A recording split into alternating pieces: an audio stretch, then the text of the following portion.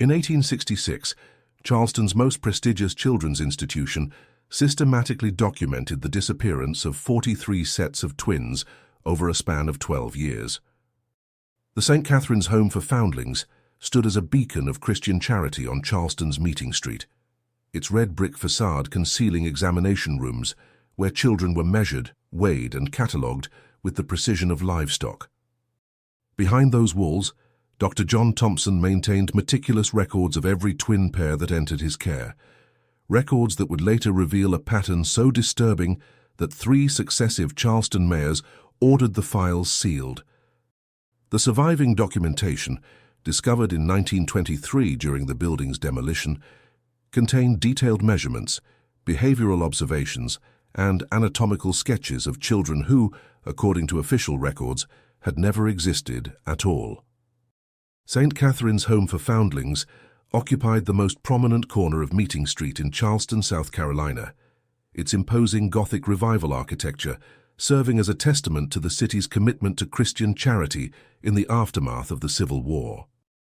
Established in 1854 by the Sisters of Divine Providence, the institution had earned widespread respect throughout the South as a model facility for orphaned and abandoned children.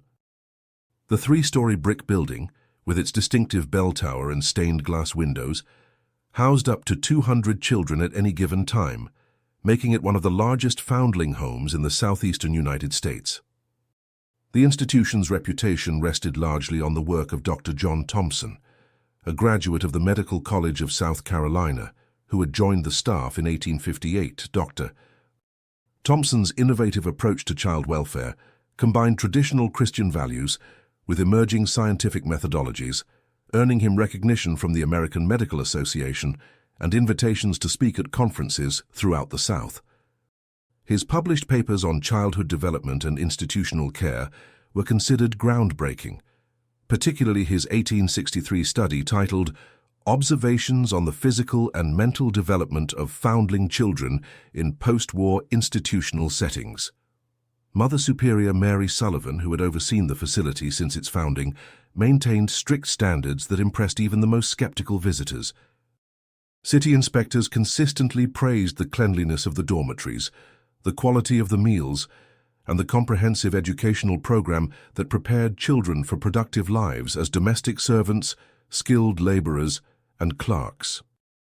The institution's mortality rate remained remarkably low compared to similar facilities, with fewer than 3% of children dying during their stay, a statistic that Dr. Thompson attributed to his rigorous health screening procedures and innovative dietary protocols. The facility's donor base included some of Charleston's most prominent families, including the Ravenel family, who had made their fortune in rice plantations before the war, and the Middleton family, whose shipping empire had survived the economic devastation of Reconstruction. These benefactors regularly toured the facility, observing the children at their studies and meals, always departing with glowing reports of the institution's work.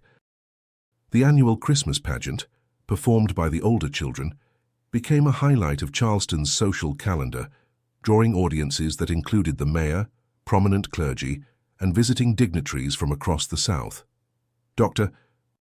Thompson's research focus centered on what he termed developmental variations among institutionalized children in the post-war era.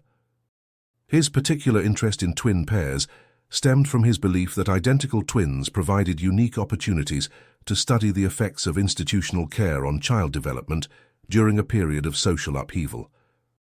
In his correspondence with colleagues at medical schools in Richmond and New Orleans, he described twins as nature's perfect control subjects, allowing researchers to isolate environmental factors that might influence physical and mental development in children who had experienced the trauma of war and displacement.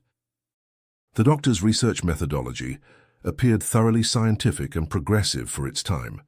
He maintained detailed records of each child's physical measurements, taken monthly and recorded in leather-bound ledgers that he personally supervised.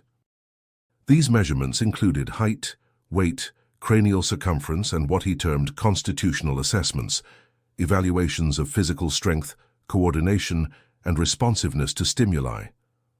His notes frequently referenced the work of European researchers, particularly the Belgian statistician Adolphe Quetelet, whose studies of human physical variation had influenced American medical thinking in the decades before the war.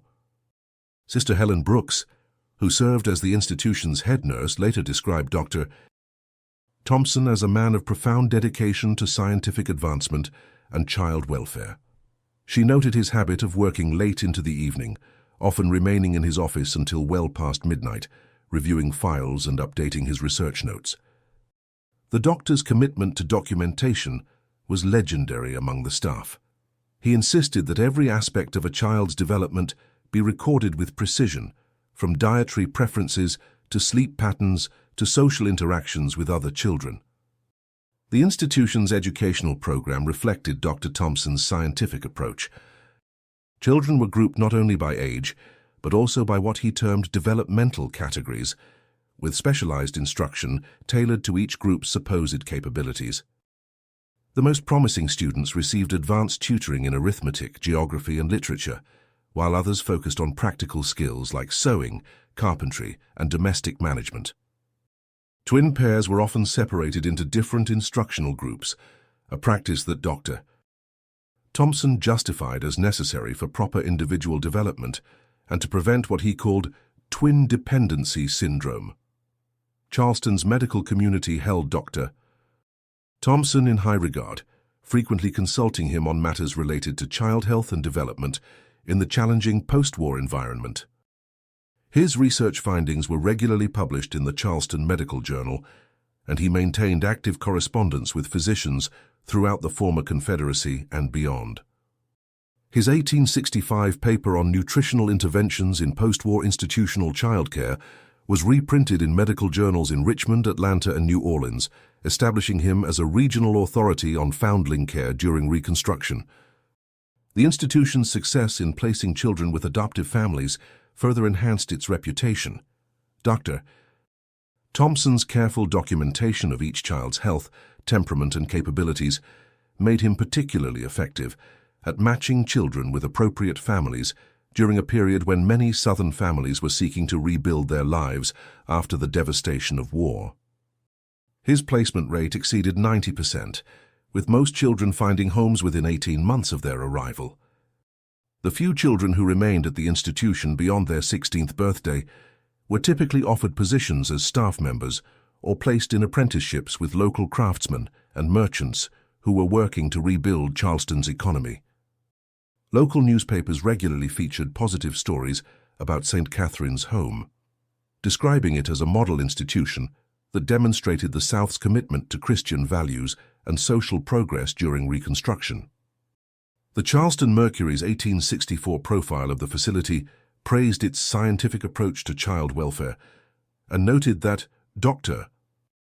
Thompson's methodical documentation of child development has established St. Catherine's as a leading center for research into the care of orphaned and abandoned children.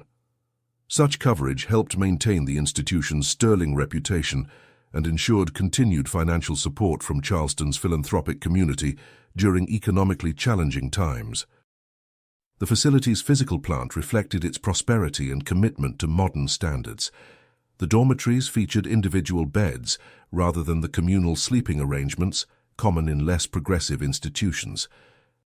The kitchen utilized the latest in food preparation technology available in the post-war South, including gas-powered stoves and refrigeration systems that allowed for proper food storage during Charleston's hot and humid summers.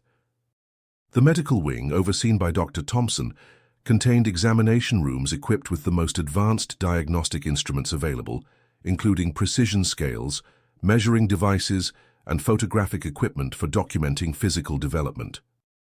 Sister Dorothy Hughes, who managed the institution's nursing staff, maintained detailed health records for each child, coordinating closely with Dr. Thompson's research protocols. The nurses' notes preserved in the institution's archives reveal a level of medical attention that was unusual for foundling homes of the period, particularly in the war-torn South. Every child received weekly physical examinations, and any signs of illness or developmental abnormalities were immediately reported to Dr. Thompson for evaluation and treatment. The institution's success in maintaining such high standards, while accommodating large numbers of children, impressed medical professionals and social reformers throughout the region. Visitors from as far away as Richmond and Atlanta came to observe the facility's operations and learn from Dr. Thompson's methods. Many returned to their own cities with plans to implement similar programs, though few achieved the level of systematic documentation and scientific rigor that characterized St. Catherine's approach to childcare. The facility's reputation was further enhanced by its role in caring for children orphaned by the Civil War. Dr. Thompson's published research on the effects of war trauma on child development gained national attention, establishing him as an expert on the psychological and physical challenges facing orphaned children in the post-war South. His work was cited in congressional hearings on Reconstruction policies and helped shape federal approaches to child welfare in the former Confederate states. By 1866, St. Catherine's Home for Foundlings stood as the premier institution of its kind in the southeastern United States, its reputation built on 12 years of seemingly exemplary service to Charleston's most vulnerable children. The combination of religious devotion, scientific methodology, and generous community support had created what appeared to be an ideal environment for child welfare during one of the most challenging periods in American history. The institution's success seemed to prove that systematic, scientific approaches to social problems could achieve remarkable results, even in the midst of social and economic upheaval, making it a model for progressive child care throughout the South and beyond. Dr. Thompson's research had gained recognition beyond the medical community, with his work being cited by social reformers and government officials as evidence of the South's commitment to progress and modernization during Reconstruction. The institution's success in caring for war orphans, while conducting innovative research, had made it a symbol of hope and renewal in a region struggling to rebuild its social institutions after the devastation of war. The first documented concern about St. Catherine's Home appeared in the private correspondence of William Harris, a Charleston attorney who had represented several families seeking to adopt children from the institution. In a letter dated March 15, 1863, Harris wrote to his colleague in Savannah, "I have noticed a peculiar pattern in my dealings with St. Catherine's. Families specifically requesting twin children are invariably told that no such children are available. Yet I have personally observed numerous twin pairs during my visits to the facility. When I inquired about this discrepancy, Dr. Thompson explained that twin children require specialized care that makes them unsuitable for adoption during these troubled times." Harris's concern might have remained a private matter had it not been for his client, Mrs. Margaret Wells, a wealthy widow who had specifically requested to adopt twin girls after losing her own children to scarlet fever. Mrs. Wells had visited St. Catherine's on multiple occasions between 1862 and 1864, each time observing twin pairs among the children, but being told that none were available for adoption. Her persistence in pursuing this matter led Harris to begin documenting what he termed irregularities in the institution's placement procedures during the war years. The attorney's investigation revealed that St. Catherine's had received at least 37 sets of twins between 1860 and 1865, according to intake records maintained by the Charleston Department of Public Welfare. However, the institution's own adoption record showed no placements of twin children during this same period. When Harris requested clarification from Dr. Thompson, he was told that twin children frequently suffered from war-related developmental complications that made them unsuitable for family placement, and that most had been transferred to specialized medical facilities for treatment. James Franklin, a clerk in the Charleston City Records Office, had noticed similar discrepancies while compiling annual reports on institutional childcare during Reconstruction. His routine review of death certificates and transfer records revealed gaps in the documentation for twin children who had entered St. Catherine's care. Franklin's memo to his supervisor, dated November 8, 1864, noted, "The mathematical probability of twin children experiencing such high rates of medical complications requiring specialized care appears inconsistent with general population patterns, even accounting for the disruptions caused by recent military actions. These concerns reached the attention of Reverend Robert Anderson, pastor of St. Philip's Episcopal Church, who had served on St. Catherine's Board of Directors since 1859. Reverend Anderson had initially dismissed the concerns as unfounded criticism of a successful institution during challenging times, but his own observations during board meetings had raised questions about Dr. Thompson's research practices. In his private journal, Anderson wrote, "Dr. Thompson's presentations regarding his twin studies have become increasingly vague regarding specific outcomes. When pressed for details about the children's progress, he references confidential medical information that cannot be shared with the board, citing the sensitive nature of research conducted during wartime." The Reverend's growing unease culminated in a direct confrontation with Dr. Thompson during a board meeting in January 1865. According to the meeting minutes, Anderson requested a complete accounting of all twin children who had entered the institution's care, including their current status and disposition. Dr. Thompson's response, recorded verbatim in the minutes, was that the sensitive nature of medical research during these uncertain times requires certain confidentialities that cannot be compromised, even for well-intentioned oversight. Ruth Palmer, who had worked as a laundress at St. Catherine's since 1861, began to notice disturbing patterns in the clothing and bedding that came down from the medical wing. In her later testimony to investigators, she described finding children's clothing stained with what appeared to be blood, along with unusual amounts of bedding requiring disposal rather than washing. Palmer also noted that laundry from the medical wing often arrived with distinctive chemical odors that she couldn't identify, smells that reminded her of the field hospitals she had visited during the war. The laundress's concerns were shared by Elizabeth Dixon, a kitchen worker, who had observed irregularities in meal preparation for the medical wing. Dixon noticed that Dr. Thompson frequently requested special dietary preparations for children who were not visibly present in the common areas. When she inquired about these special patients, she was told that they were confined to the medical wing for treatment of various ailments related to their wartime experiences. Dixon's attempts to deliver meals to these children were consistently refused, with nursing staff insisting that all food for the medical wing be left at the entrance to be distributed by qualified personnel. Sister Helen Brooks, the head nurse, had begun to express private concerns about Dr. Thompson's research methods by early 1865. In a letter to her sister in Savannah, she wrote, "The doctor's work with the twin children has taken on an intensity that troubles me. He spends long hours with them in the examination rooms, often late into the night.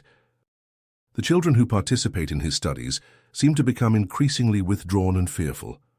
I've attempted to discuss these observations with Mother Superior, but she maintains complete confidence in Dr.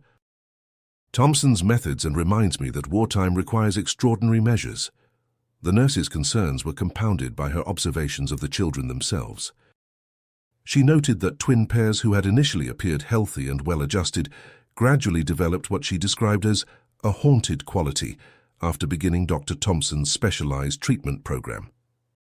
The children became less communicative, showed decreased appetite, and often exhibited signs of physical discomfort that they were reluctant to discuss with staff members. Brooks noted that this pattern seemed more pronounced than the general trauma she observed in other war-orphaned children. Charles Baker, a maintenance worker at the institution, had noticed unusual activity in the basement storage areas beneath the medical wing. His duties included routine cleaning and repairs throughout the facility, but he had been specifically instructed to avoid certain areas of the basement without Dr. Thompson's direct supervision. Baker's curiosity about these restrictions led him to observe the movement of equipment and supplies to these areas, including what appeared to be medical instruments and chemical supplies that seemed excessive for routine childcare. The maintenance worker's observations were corroborated by Edward Collins, who worked as a groundskeeper and had noticed unusual amounts of ash and debris being disposed of from the medical wing's incinerator. Collins's experience with waste disposal during the war led him to conclude that the volume and nature of the burned materials exceeded what would be expected from normal medical waste. His attempts to discuss these observations with other staff members were met with warnings to focus on his assigned duties and avoid speculation about matters outside his expertise, particularly during such sensitive times. Charleston's medical community began to take notice of these accumulating concerns when Dr. George Mitchell, a physician who had trained with Dr. Thompson at the Medical College of South Carolina, requested permission to observe the twin research program. Dr. Mitchell's interest stemmed from his own research into developmental variations among siblings affected by war trauma, and he believed that collaboration with Dr. Thompson might enhance both of their studies. However, his repeated requests for access to the research facilities were denied, with Dr. Thompson explaining that the presence of outside observers might compromise the integrity of his data collection during such a delicate period. The persistence of these concerns led to informal discussions among Charleston's medical professionals about the nature of Dr. Thompson's research. Dr. Joseph Carter, who served as the city's public health officer, had begun to compile reports of these various observations and concerns. His confidential memorandum to the mayor, dated August 1865, noted, "The accumulation of reports regarding irregularities at St. Catherine's home suggests the need for a comprehensive review of the institution's practices, particularly regarding the care and disposition of twin children. While I understand the challenges facing all our institutions during reconstruction, the pattern of concerns warrants investigation." The situation became more complex when families who had previously adopted children from St. Catherine's began reporting unusual behavioral changes in their adopted children. Several families noted that their adopted children, who had initially appeared to be adjusting well to family life, had begun experiencing nightmares and exhibited fearful reactions to medical examinations that went beyond normal war trauma. Mrs. Betty Morgan, who had adopted a 7-year-old boy from the institution in 1864, wrote to Mother Superior expressing concern about her child's recurring nightmares about the doctor's room and his extreme fear of being examined by physicians. These reports were initially dismissed as normal adjustment difficulties experienced by children who had suffered the trauma of war and institutionalization. However, the consistency of the reports and the specific nature of the children's fears began to attract attention from social workers and medical professionals who worked with war-orphaned children. The pattern suggested that these children had experienced traumatic medical procedures that went beyond routine health care, raising questions about the nature of Dr. Thompson's research program.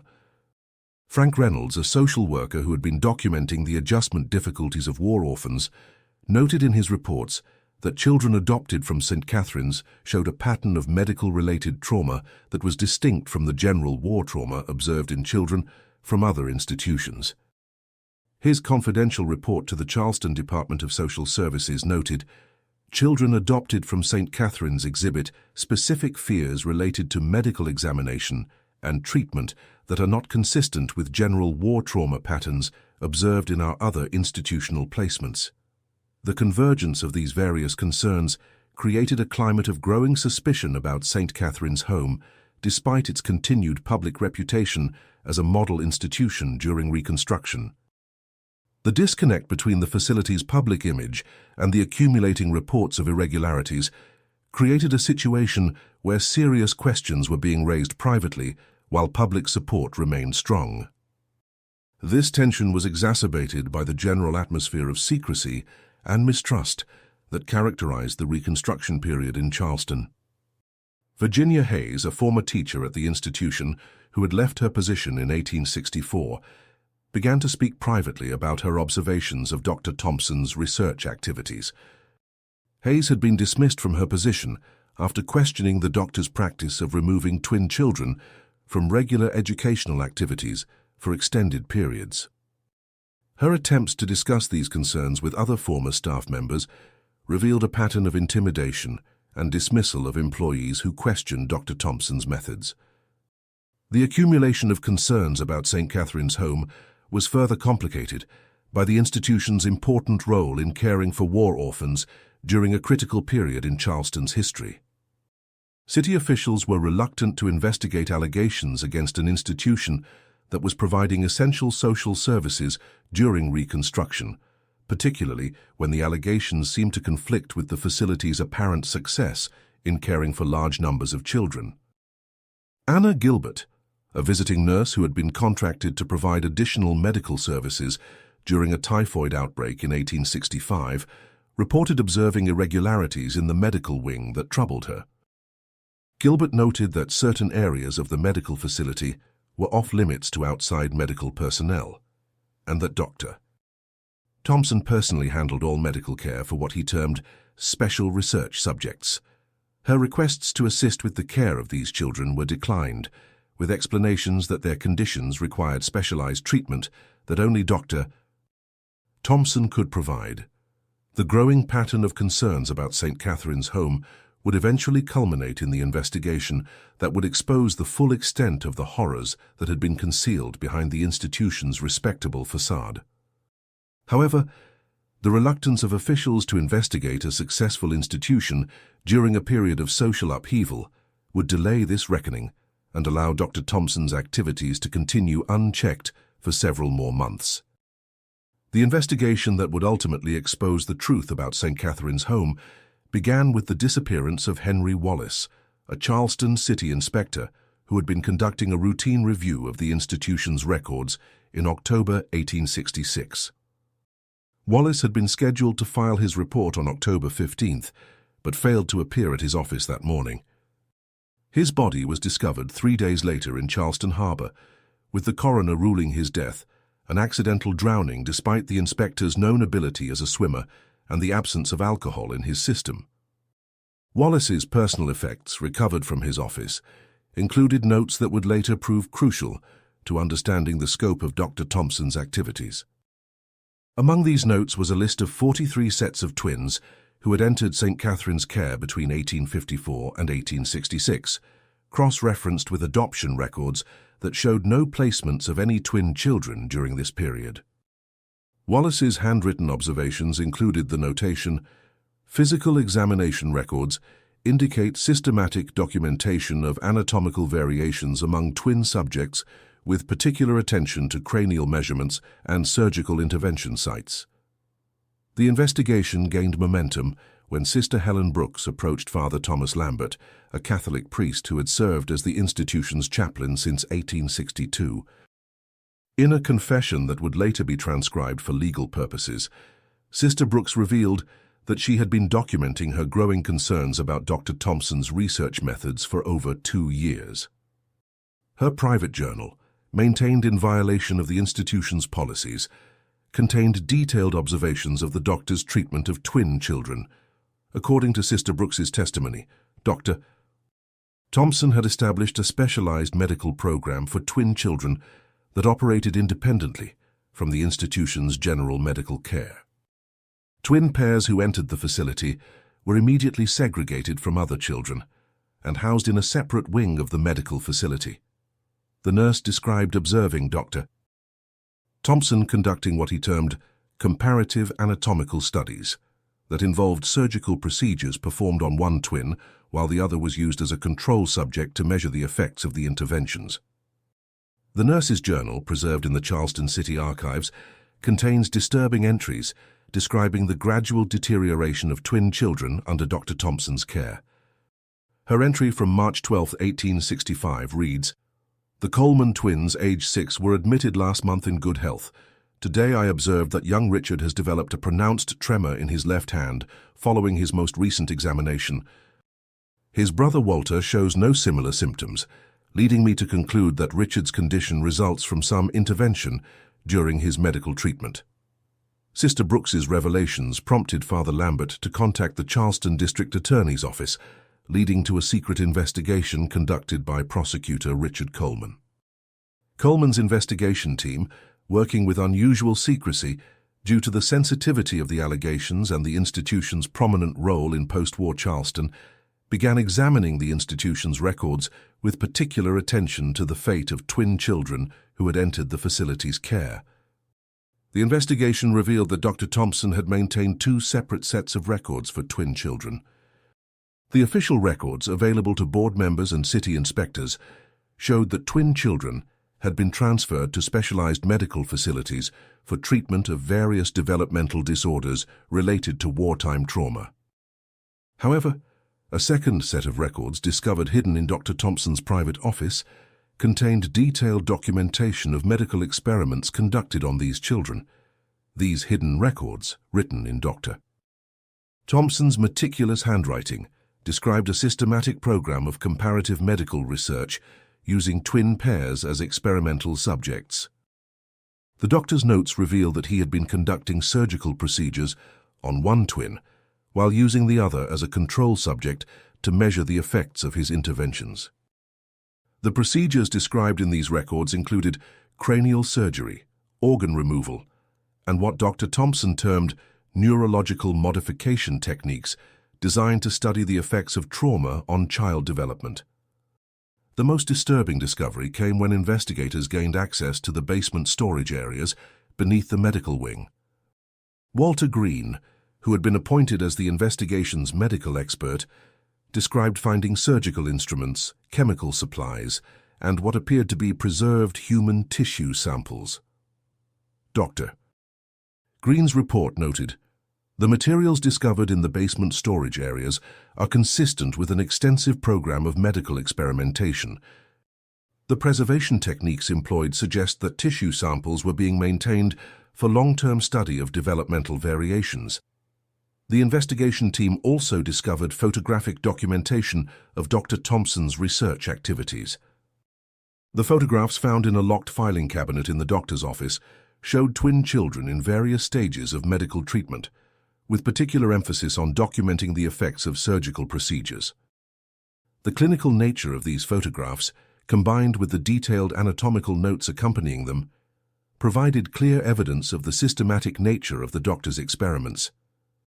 Testimony from former staff members revealed the extent of the conspiracy that had enabled Dr. Thompson's research program.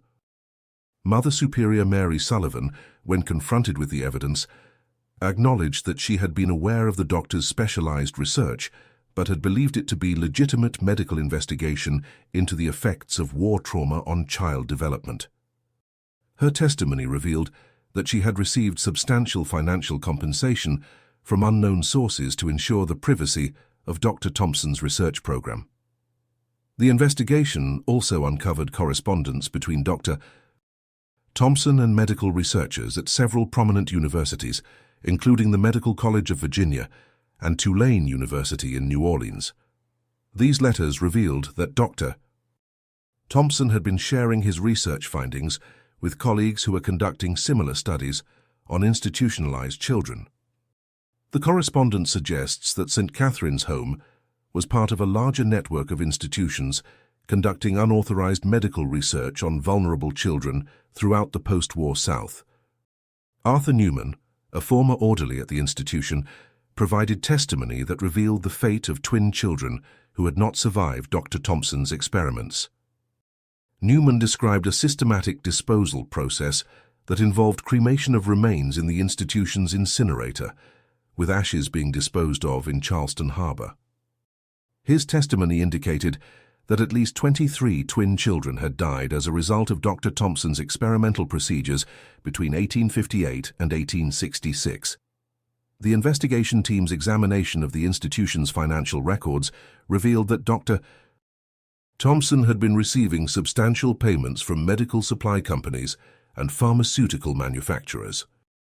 These payments, totaling more than $50,000 over 8 years, appeared to be compensation for providing experimental subjects and research data. The financial arrangement suggested that Dr. Thompson's research program was being funded by commercial interests seeking to develop new medical treatments and pharmaceuticals in the post-war period. Dr. Green's medical examination of surviving twin children revealed evidence of surgical procedures that had no therapeutic justification. His report documented cases of children who had undergone cranial surgery, organ removal, and experimental drug treatments that had left them with permanent physical and neurological damage. The examination findings provided crucial medical evidence of the systematic abuse that had occurred under the guise of legitimate medical research into war trauma. The investigation's most shocking discovery came when investigators located 3 twin pairs who had survived Dr. Thompson's experiments and were being held in the institution's medical wing. These children, ranging in age from 8 to 12 years old, showed clear evidence of extensive medical trauma and were in various stages of physical and mental deterioration. Their rescue provided living testimony to the horrors that had been inflicted upon dozens of other children who had not survived. The surviving children's testimony, obtained through careful interviews conducted by trained investigators, revealed the systematic nature of Dr. Thompson's experimental program. The children described being subjected to painful medical procedures without anesthesia, being forced to consume experimental medications, and being isolated from other children to prevent them from discussing their experiences. Their accounts provided a horrifying glimpse into the daily reality of life as experimental subjects in Dr. Thompson's research program. Harold Price, who had worked as a night watchman at the institution, provided testimony about the unusual activities he had observed during evening hours. Price described regular late-night sessions in the medical wing with Dr. Thompson and his assistants working with children who were brought down from the special ward. His testimony revealed that these sessions often continued until dawn, with children being returned to their quarters in various states of distress. The investigation revealed that Dr. Thompson had been documenting his experimental procedures with scientific precision, maintaining detailed records of each intervention and its effects on the children. His research notes revealed a systematic approach to studying the differences between identical twins through surgical and pharmaceutical interventions. The doctor's methodology included detailed anatomical measurements, behavioral observations, and photographic documentation of the children's physical and mental deterioration.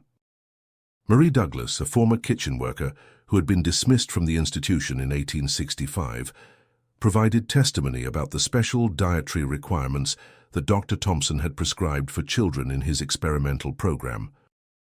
Douglas described preparing meals that contained various medications and chemical additives, with strict instructions about which children were to receive which preparations.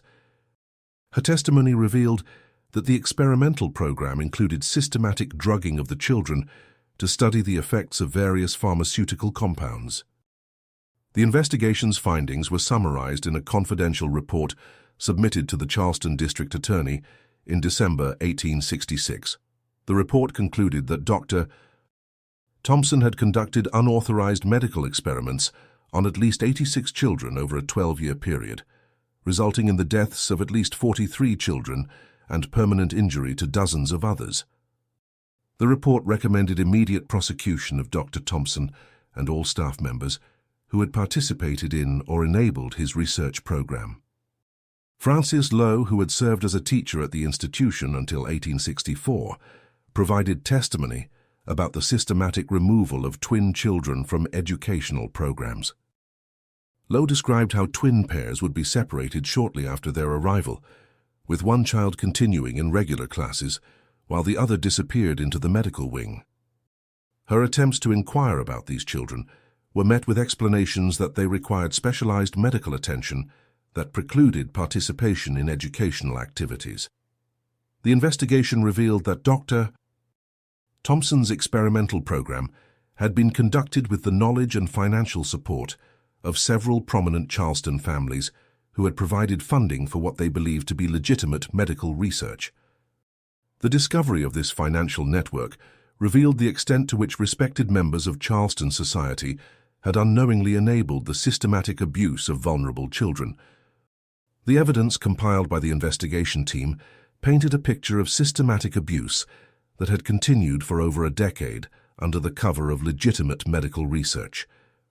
The documentation revealed that Dr. Thompson had used his position of authority and the institution's reputation to conduct experiments that violated every principle of medical ethics while claiming to advance scientific understanding of child development in the post-war period. The arrest of Dr. John Thompson on December 18, 1866, marked the beginning of a legal process that would ultimately demonstrate the power of institutional influence over justice in post-war Charleston. Despite the overwhelming evidence compiled by prosecutor Richard Coleman, the case against Dr. Thompson faced immediate challenges from unexpected sources. Within hours of his arrest, the doctor had retained the services of Lawrence Harper, one of Charleston's most prominent attorneys, whose client list included several of the city's wealthiest families and former Confederate officials seeking to rebuild their influence during Reconstruction. The legal proceedings were complicated by the sudden disappearance of key evidence from the prosecutor's office, the hidden medical records that had provided the most damaging evidence against Dr. Thompson vanished from the locked evidence room during the night of December 22nd. The photographic documentation of the doctor's experiments similarly disappeared, along with the preserved tissue samples that had been discovered in the institution's basement. By Christmas Day, Prosecutor Coleman found himself with testimonial evidence, but lacking the physical proof that would have ensured conviction. The investigation into the missing evidence revealed a disturbing pattern of official interference. Ernest Chapman, the court clerk responsible for evidence security, was found dead in his home on December 30th, apparently from a self-inflicted gunshot wound. Chapman's suicide note, discovered beside his body, contained a confession that he had been paid $5,000 to provide access to the evidence room. The note did not identify who had made the payment, but it suggested that powerful interests were working to protect Dr. Thompson from prosecution. Samuel Warren, the police detective assigned to investigate Chapman's death, faced his own challenges when his superiors ordered him to conclude his investigation within 48 hours. Warren's preliminary report, filed under protest, noted that Chapman's financial records showed no evidence of the $5,000 payment mentioned in his suicide note. The detective's subsequent attempts to pursue the investigation were blocked by Police Chief Roy Fletcher, who cited concerns about damaging the reputation of respected citizens through unfounded speculation during the sensitive Reconstruction period. The trial of Dr. Thompson began on February 15, 1867, with Judge Fred Powers presiding. The prosecution's case, though weakened by the loss of physical evidence, still seemed compelling, based on the testimony of surviving children and former staff members. However, the defense strategy employed by attorney Lawrence Harper proved devastatingly effective. Harper portrayed Dr. Thompson as a dedicated physician whose innovative research methods had been misunderstood by unqualified observers during a period of social upheaval. The defense's case was bolstered by testimony from several prominent medical professionals who vouched for Dr. Thompson's reputation and the legitimacy of his research methods. Dr. Harry Doyle, a respected physician from the Medical College of South Carolina, testified that Dr. Thompson's work represented the cutting edge of medical science in treating war-traumatized children, and that criticisms of his methods reflected ignorance of modern research techniques necessary during Reconstruction. This testimony was particularly damaging to the prosecution's case because it suggested that the alleged crimes were actually legitimate medical procedures. The trial took a decisive turn when key prosecution witnesses began to recant their testimony. Sister Helen Brooks, whose journal had provided crucial evidence of Dr.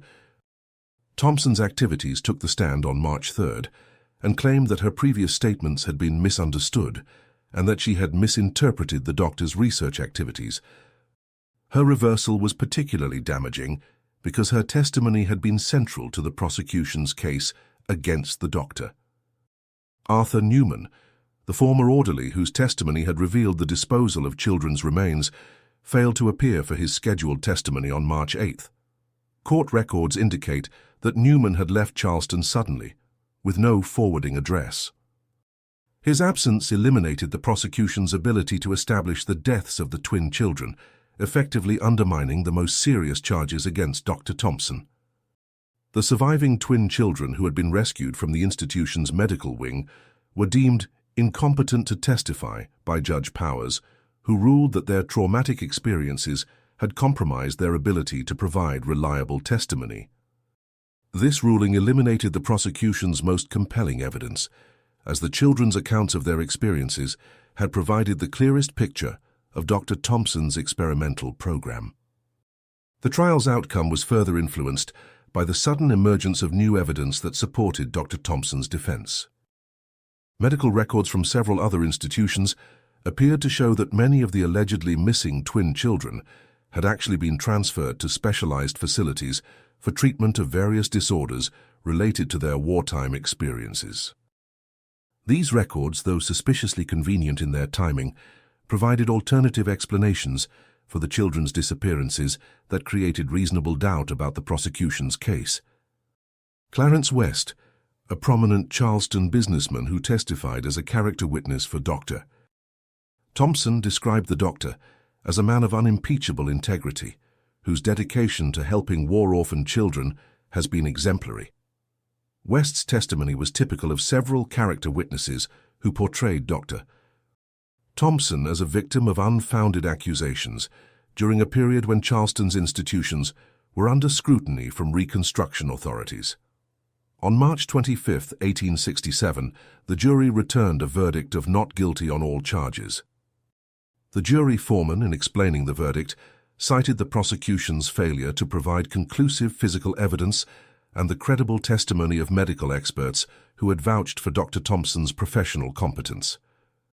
The verdict was met with public approval, as many Charleston citizens had found it difficult to believe that such heinous crimes could have been committed at one of the city's most respected institutions. Dr. Thompson's acquittal was followed by his immediate departure from Charleston. Court records indicate that he sold his property and settled his affairs within days of the verdict, suggesting that his departure had been planned well in advance. The doctor's subsequent whereabouts remained unknown, though some reports suggested that he had relocated to Europe to continue his medical research in a more receptive environment. The St. Catherine's Home for Foundlings closed permanently in April 1867, with the remaining children being transferred to other institutions throughout South Carolina. The building itself was sold to a private developer who converted it into luxury apartments, effectively erasing the physical evidence of what had occurred there. The institution's records were sealed by order of the Charleston City Council, which cited concerns about protecting the privacy of families who had been associated with the facility during the difficult Reconstruction period.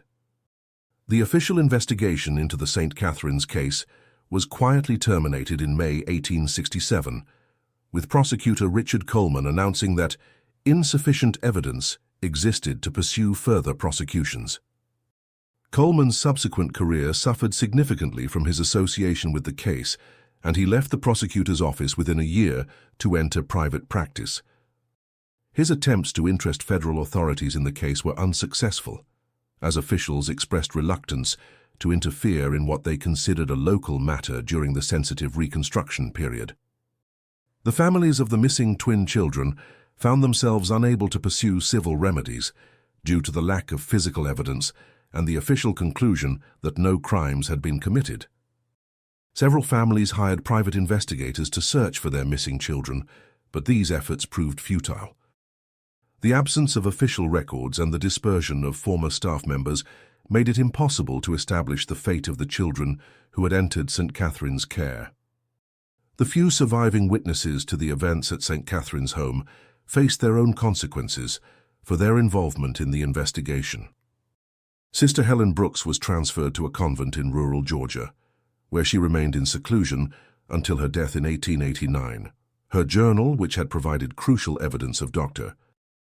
Thompson's activities, disappeared from the court records and was never recovered. The nurse's final letters to her sister, preserved in family archives, expressed deep regret for her failure to prevent the abuse of the children in her care.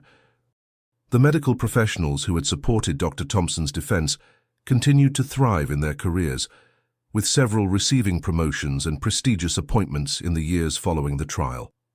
Dr. Harry Doyle, whose testimony had been crucial to the defense, was appointed to head the pediatric department at the Medical College of South Carolina and went on to become a leading authority on child medicine in the post-war South. The success of these witnesses suggested that their support for Dr. Thompson had been rewarded by powerful interests.